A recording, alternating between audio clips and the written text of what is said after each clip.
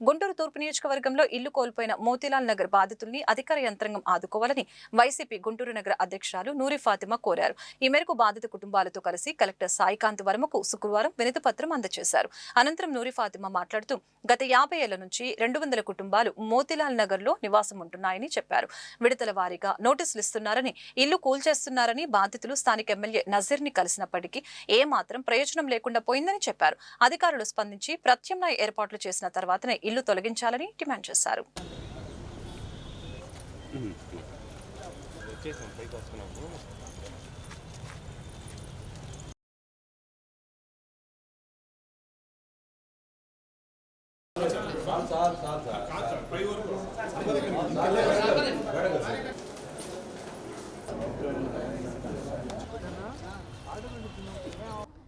ఈరోజు మరి జిల్లా కలెక్టర్ వారు సాయికాంత్ వర్మ గారిని కలవడానికి రావడం జరిగింది.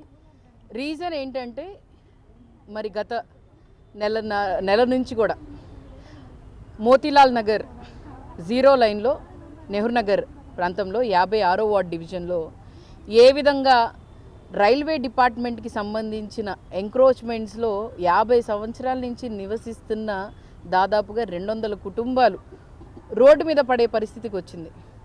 ఎందుకంటే గతంలో కూడా నాన్నగారు ఎమ్మెల్యేగా ఉన్నప్పుడు, వైఎస్ఆర్సీపీ పార్టీ అధికారంలో ఉన్నప్పుడు అక్కడ ఉన్న వాళ్ళందరికీ కూడా ఇళ్ల పట్టాలు ఇచ్చి అక్కడ ఇల్లు కన్స్ట్రక్ట్ చేసి వాళ్ళని పంపిద్దామని చెప్పి వాళ్ళతో మాట్లాడి అన్ని వాళ్ళవి తొందరగా కంప్లీట్ చేసే విధంగా మాట్లాడి చేసి పంపిద్దాం అనుకున్నాం. కానీ ప్రభుత్వం మారింది.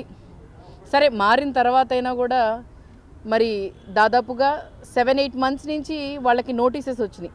ఫస్ట్ నోటీస్ వచ్చినప్పుడు వాళ్ళు స్థానిక ఎమ్మెల్యే గారు నజీర్ అహ్మద్ గారి దగ్గరికి వెళ్ళి ఆయనతో మాట్లాడినప్పుడు, సార్ మాకు నోటీస్ వచ్చింది, మరి మా పరిస్థితి ఏంటి సార్, ఈ ఇల్లు తీసేస్తే మేము ఎక్కడికి వెళ్ళాలి సార్, రోజు కూలి చేసుకుంటే కానీ బతకలేము, మా ఇంట్లో ఆడవాళ్ళు ఉన్నాము, మేమందరం కష్టపడితే కానీ మా జీవనం సాగదు అని చెప్పుకుంటే ఆయన ఒక మాట అన్నారంట, అమ్మ మీ అందరికీ నేను కొర్నిపాడులో ఇల్లు కట్టించిన తర్వాతే మిమ్మల్ని ఇక్కడి నుంచి పంపిస్తాను అని చెప్పడం జరిగింది. సరే, ఎమ్మెల్యే గారు అంటేనే ఒక నమ్మకం, మన ప్రజాప్రతినిధి, మన ఓట్లేసి గెలిపించామని చెప్పి నమ్మారు. రెండోది కూడా నోటీస్ వచ్చినప్పుడు కూడా సరే ఉన్నారు కదా, ఎమ్మెల్యే గారు చెప్పారు కదా, మనకేంటి ఇబ్బంది, మన కోసం ఏదో ఒకటి చూస్తున్నారని చెప్పి వాళ్ళందరూ అలాగే వదిలేశారు. తర్వాత మళ్ళీ థర్డ్ నోటీస్, ఇంక ఫైనల్ నోటీస్ వచ్చినప్పుడు కొంచెం ఆందోళన చెంది ఏం చేయాలో అర్థం కాక, అమ్మ రేపు వచ్చి మాది పగలగొట్టేస్తున్నారు, మా ఇల్లుని తీసేస్తారంట, కరెంటు వాళ్ళు వచ్చారు, కరెంటు తీసేసిన తర్వాత ఇళ్ళన్నీ పగలగొట్టేస్తారు, ఇదిగోండి ఇక్కడ ఇచ్చేసారని చెప్పి నన్ను పిలవటం జరిగింది. నేను అక్కడికి వెళ్ళాను, వాళ్ళతో మాట్లాడాను, మేము ఉంటాము అని చెప్పాము. దాని తర్వాత నేను వీళ్ళందరూ కలిసి మళ్ళీ ఎమ్మెల్యే గారి దగ్గరికి వెళ్ళి చెప్పుకున్నారు, లేదమ్మా ఎలాగైనా చేయాల్సిందే, అవి మీరు అక్రమంగా మీరు ఉన్నారు, ఇల్లు కట్టుకున్నారు, చేశారు 50 సంవత్సరాల నుంచి అది ఇది అని చెప్పారంట. మళ్ళీ వాళ్ళు ఆందోళన చెంది మళ్ళీ నన్ను పిలిపించారు. నేను మళ్ళీ వెళ్తే నేనే స్వయాన ఎమ్మెల్యే గారికి ఫోన్ చేసి, సార్ ఏంటి వీళ్ళ పరిస్థితి అని అంటే, నా దగ్గరికి రాలేదు ఎవరు, నేను ఎవరితో మాట్లాడలేదు, వాళ్ళు నా దగ్గర రాలేదు, నన్ను సంప్రదించలేదని చెప్పి ఎమ్మెల్యే గారు చెప్పడం జరిగింది. దాని తర్వాత కొర్నిపాడులో మీరు ఇస్తానని చెప్పారంట కదా సార్, ఇల్లు కట్టిస్తానన్నారంట కదా, మరి ఆ పరిస్థితి ఏంటి అని అంటే, అవి లిటిగేషన్లో ఉన్నాయి కదా, అక్కడ ఎలా ఇస్తాము అని చెప్పడం జరిగింది. మళ్ళీ మా దగ్గర పంపించండి, నేను మాట్లాడతాను అని చెప్పారు. దాని తర్వాత ఆయన వస్తానని చెప్పారు, కానీ రాలేదు. అన్నీ అయినాయి.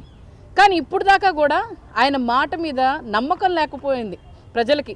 ఎందుకనంటే ఏదో మాట దాటేసుకుంటా వస్తున్నారు తప్ప ఆయన ఎక్కడా కూడా నేను మీకోసం అండగా ఉంటానని చెప్పట్లేదు. సో వాళ్ళకి రోజుకి భయం. ఇంకొక మాట విన్నాను, నాకు తెలీదు క్లారిటీగా, బట్ నేను విన్నది ఏంటో తెలుసా, ఎమ్మెల్యే గారి దగ్గరికి వెళ్ళి, సార్ ఇదే పరిస్థితి ఉంటే, మేము రైల్వే కట్టల మీద ఉంటే ట్రైన్ మా మీద పోయే పరిస్థితి వచ్చింది, మేము చచ్చిపోయే పరిస్థితి అంటే ఆ మాట మీద నిలబడండి అని చెప్పారంట. చనిపోండి వింటున్నారుగా. ఒక ఎమ్మెల్యే ఉండి, ఒక ప్రజాప్రతినిధి ఉండి ఈ విధమైన మాటలు మాట్లాడటం కరెక్టా?